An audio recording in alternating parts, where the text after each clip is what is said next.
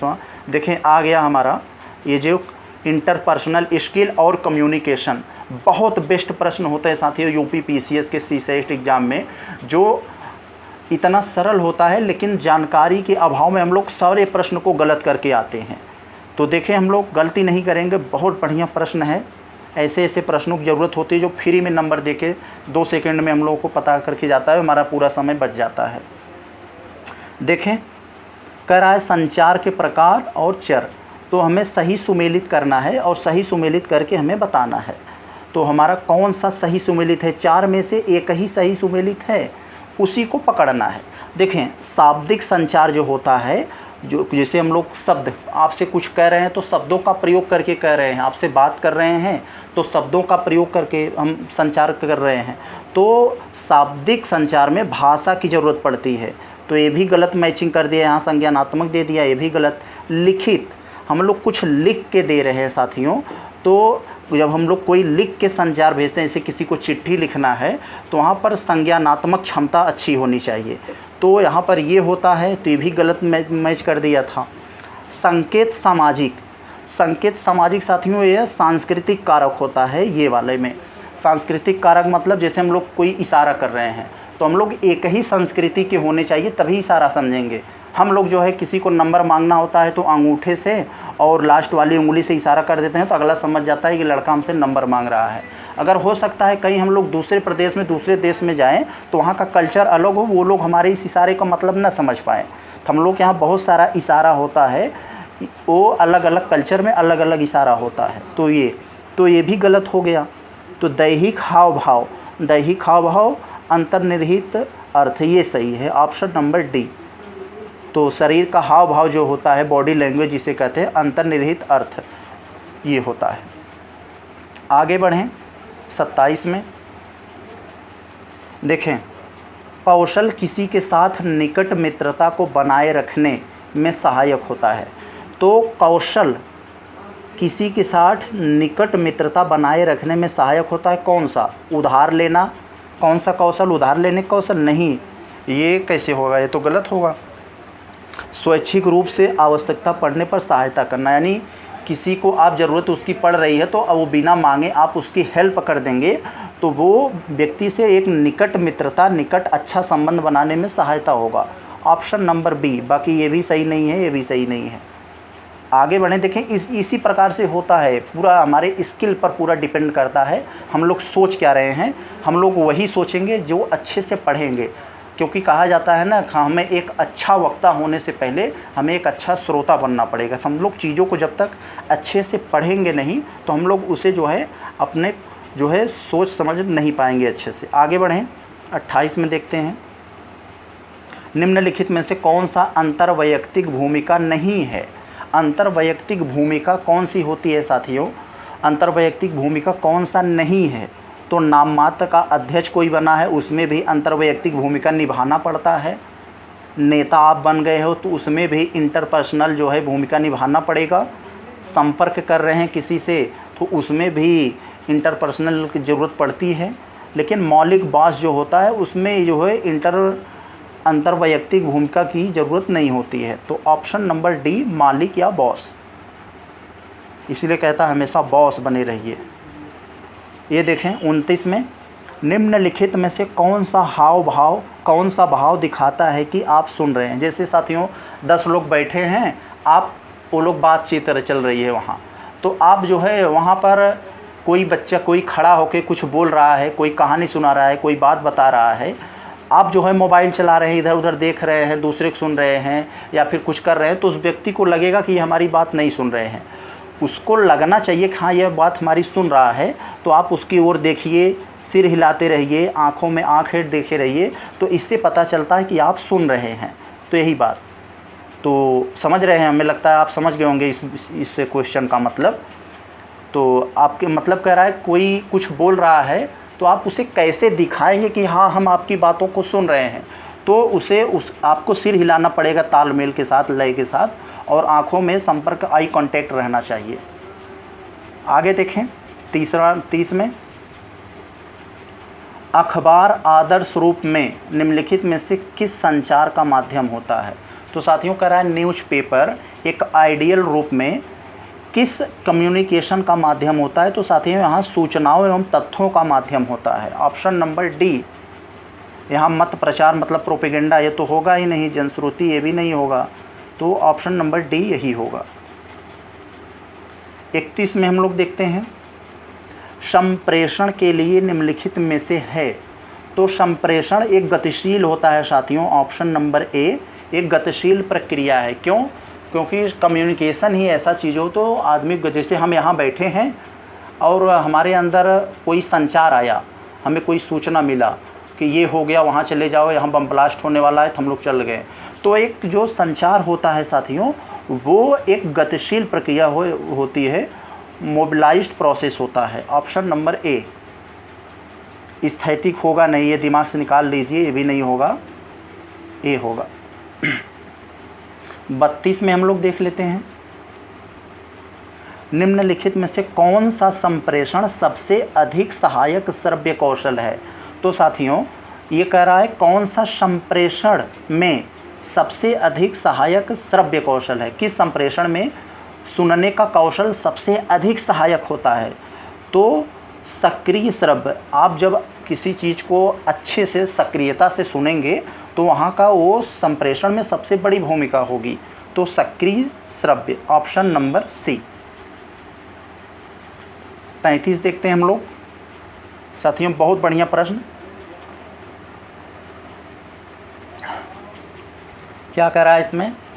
निम्नलिखित में से कौन सा प्रभावी संप्रेषण में मनोवैज्ञानिक अवरोध है? तो प्रभावी संप्रेषण में मनोवैज्ञानिक अवरोध क्या होता है उसको हमें बताना है। तो साथियों दोषपूर्ण प्रत्यक्षीकरण ये भी तो नहीं होगा, मनोवैज्ञानिक अवरोध की बात कर रहा है, यहाँ पर हमें समझना पड़ेगा। दोषपूर्ण उच्चारण ये भी नहीं है संप्रेषण में, तो दोषपूर्ण स्थान ये भी नहीं पता। दोषपूर्ण भावभंगिमा, ये जो ऑप्शन नंबर यही है हमारा, दोषपूर्ण भावभंगिमा, आपकी भावभंगिमा गलत है, तो प्रभावी संप्रेषण में ये मनोवैज्ञानिक अवरोधक है। जैसे साथियों किसी को आप इशारों में कुछ बता रहे हैं, आप अपनी तरफ से कुछ बता रहे हैं, लेकिन आपकी भावभंगिमा कुछ अलग कह रहा है, तो व्यक्ति नहीं समझ पाएगा हाँ ये क्या कहना चाह रहे हैं। आप जैसे मोबाइल नंबर मांगना है किसी से दूर से, तो उसे आप अंगूठा केवल दिखाएंगे तो नहीं समझ पाएगा। मोबाइल नंबर हमारे जो कल्चर मांगने का है, जो कानी उंगली, एक लास्ट उंगली और अंगूठा फैलाकर और बीच की तीनों उंगली को सिकोड़ कर ऐसे इशारा किया जाता है, तो अगला समझ जाता है हाँ ये नंबर मांग रहा है। आपकी भावभंगिमा गलत होगी, यानी आप केवल अंगूठा दिखाएंगे तो क्या समझेगा, तो यानी वो आपका संचार सही नहीं हुआ। तो दोषपूर्ण संचार इसी को कहा जाता है। आगे हम लोग बढ़ें। आप लोग कभी कौन नंबर मांगे होंगे तो आप लोगों को पता होगा ये सब कलाकारी। नए माध्यम जैसे कि कंप्यूटर, टेलीशॉपिंग, इंटरनेट और मोबाइल टेलीफोनी के द्वारा किए गए संप्रेषण को कहते हैं। यानी इन सभी के माध्यम से जो संप्रेषण किया जाता है उसे क्या कहते हैं? अन्योन्य संप्रेषण। उसे क्या कहते हैं साथियों? अन्योन्य संप्रेषण कहा जाता है, अन्योन्य क्रिया संप्रेषण। आगे देखें हम लोग 35 में। देखें बढ़िया प्रश्न है ये। प्रश्न आप लोग एक बार इसे देख लेंगे तो आपको बहुत सारा प्रश्न इससे सॉल्व हो जाएगा। बहुत सारे मल्टी टाइप के प्रश्न आपसे सॉल्व होंगे। यहाँ से देखें, संप्रेषण प्रक्रिया में निम्नलिखित में से कौन सा कालक्रमानुसार है? तो संप्रेषण प्रक्रिया में पहले कौन आता है, उसके बाद कौन आता है, उसके बाद कौन आता है, इस तरह से ऑर्डर में सेट करना है। तो संप्रेषण मतलब साथियों हमें सूचना देना है, हमें किसी तक अपनी बात को पहुंचाना है। तो वहाँ पर साथियों क्या सबसे पहले होता है? सबसे पहले हम होने चाहिए, हम ही है ना, तभी होने चाहिए सबसे पहले। यानी संप्रेषक जो सूचना भेजने वाला है तो यानी हम हैं, तो हम हो गए संप्रेषक। और उसके बाद हमारे पास कोई सूचना होनी चाहिए जो किसी को हम भेजना चाह रहे हैं, तो हमें दूसरी चीज़ सूचना की ज़रूरत पड़ेगी। और सूचना हमारे पास मिल गई तो सूचना को भेजने का माध्यम होना चाहिए। कॉपी पेन होना चाहिए, चिट्ठी लिख सकें, मोबाइल होना चाहिए या ईमेल होना चाहिए, कोई न कोई माध्यम होना चाहिए सूचना भेजने का। तो माध्यम हो गया, और जब माध्यम से हम भेजेंगे तो किसी के पास कोई उसको प्राप्त करने वाला भी होना चाहिए ना, तो प्राप्तकर्ता होना चाहिए। प्राप्तकर्ता पर कुछ प्रभाव पड़ेगा पढ़ लिख कर, उसे पढ़कर आपकी सूचना को जानकर, तो उस पर कुछ न कुछ प्रभाव पड़ेगा। वो अपना प्रभाव व्यक्त करने के लिए आपको फीडबैक देगा। इसमें फीडबैक नहीं दिया है लेकिन मैं दे रहा हूँ, बता दे रहा हूँ फीडबैक। तो यहाँ पर जो अंत में सबसे होता है फीडबैक होता है। तो ऑप्शन नंबर सी 35 का यही होगा हमारा उत्तर। आप लोग जान गए बहुत अच्छे से। चले हम लोग 36 वाले प्रश्न पर। निम्न में से क्या संचार कौशल में बाधक नहीं है? तो संचार कौशल में, कम्युनिकेशन स्किल में कौन सा बाधक नहीं है, बैरियर कौन सा नहीं है, इसको हमें बताना है। तो सूचना की अधिकता, ये भी आप किसी को बहुत ज़्यादा सूचना दे देंगे तो भी एक संचार कौशल में बाधक बन जाएगा, ये तो बाधक हो जाएगा।